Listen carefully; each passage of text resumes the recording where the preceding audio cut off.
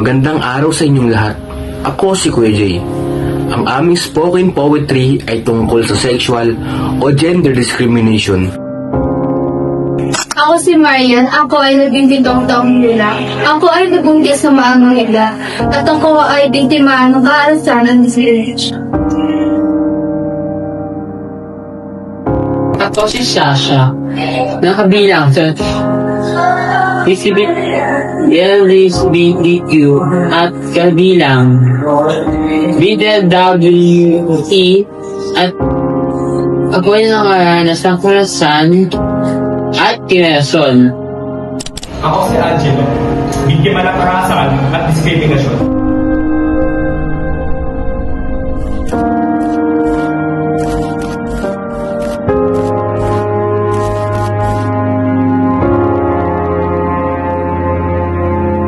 Di namin pinili, pero kami ay narito pa rin.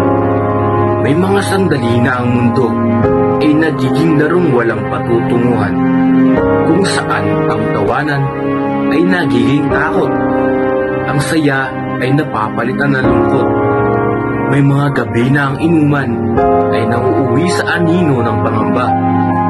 Isang aplos na dapat mag-alaga, nagiging kamay na marahas at walang awa.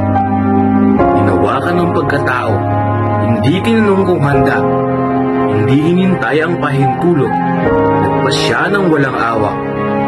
Ang teleponong hawak, hindi saksi sa kasiyahan, hindi saksi sa sugat na hindi mo pinili. Larawan ng kahihiyan na inilabas sa mata ng lahat. At sa bawat click at share, hindi na kami tao. Kami ay tawag ng pangungutya. Ang mamamayan na nagusga bago makarinig. Ngunit hindi lang isang gabi ang may kwento.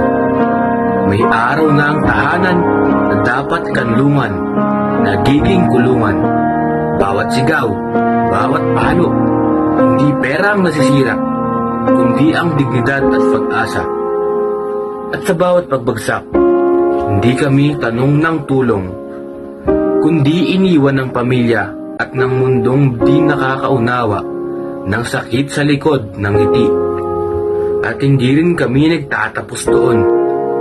May identidad din na binabato, hindi dahil hindi tama, kundi dahil hindi naayon sa matatandang mata. Tinatawag na mapatirang dila ang aming pagkatao. Isang tingin na puno ng pangungutya at hindi pagtanggap. Ngunit ano ba ang kasalanan? Ang magmahal? Ang magmahal kahit iba ang anyo.